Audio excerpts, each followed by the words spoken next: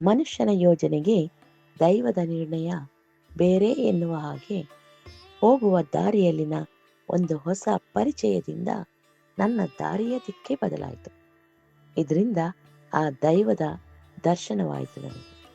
ನಿಮಗೂ ಆ ದೈವ ದರ್ಶನವಾಗಬೇಕೆಂಬ ಉದ್ದೇಶದಿಂದ ಈ ವಿಡಿಯೋ ಮುಖಾಂತರ ಅಪರೂಪ ಹಾಗೂ ಶಕ್ತಿಯುತ ಮಾರ್ಗತಾಲಿಂಗದ ಸ್ಥಳದ ಬಗ್ಗೆ ತಿಳಿಸಿಕೊಡ್ತೇನೆ.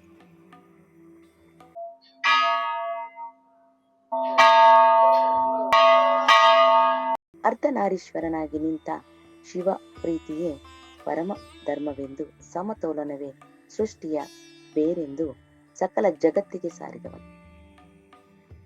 ತಿರುಚೆಂಗೋಡುನಲ್ಲಿರುವ ಅರ್ಧನಾರೀಶ್ವರ ದೇವಸ್ಥಾನವು ತಮಿಳುನಾಡಿನ ಅತ್ಯಂತ ಪುರಾತನ ಹಾಗೂ ಪ್ರಸಿದ್ಧ ಶೈವ ಕ್ಷೇತ್ರಗಳಲ್ಲಿ ಒಂದು.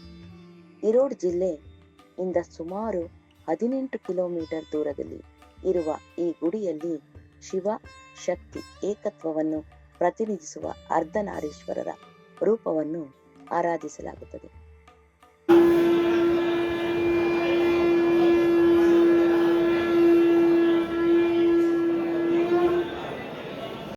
ದೇವಸ್ಥಾನದ ಇತಿಹಾಸವು ಪುರಾಣ ಕಾಲಕ್ಕೆ ಸೇರಿದೆ.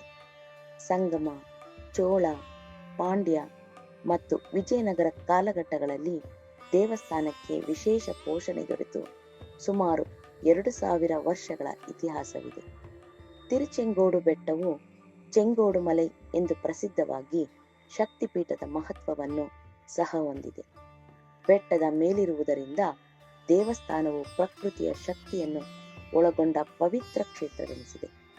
1000 ಮೆಟ್ಟಿಲುಗಳನ್ನು ಏರುವ ಮೂಲಕ ಗುಡಿಯನ್ನು ತಲುಪಬಹುದು.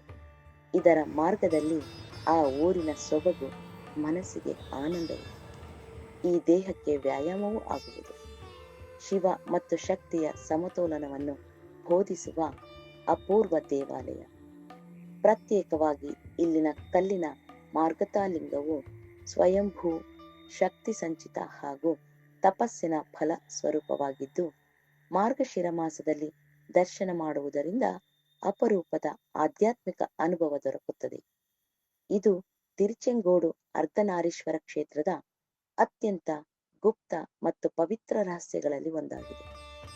ಇದನ್ನು ದೈವಿಕ ಸೂಚನೆ ಎಂದು ಭಕ್ತರು ನಂಬುತ್ತಾರೆ.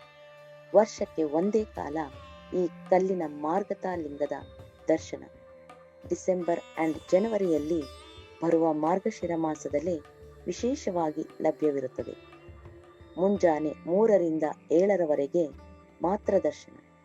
ಇದರಿಂದ ಜನಸಾಗರ ಅವನ ಕೃಪೆಗೆ ಮಧ್ಯರಾತ್ರಿ 2 ರಿಂದ ಪ್ರಯಾಣ ಸಾಗಿಸುವರು.